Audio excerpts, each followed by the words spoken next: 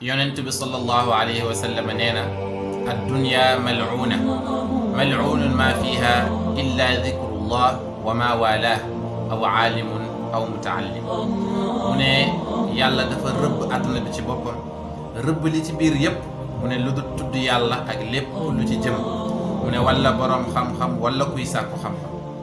te yonent bi sallallahu alayhi wa sallam wax na mu ni li an aqula subhanallah walhamdulillah wa la ilaha illa allah wallahu akbar ahabbu ilayya mimma talaat alayhi shams yonent bi sallallahu alayhi wa sallam nee na ma wax baati yi moo ma gënal lépp lu jant bi tiim mooy lépp lu nekk ci kaw àdduna bi ma wax subhanallah alhamdulillah la ilaha illa allah allahu akbar kon ñu déggee ci ne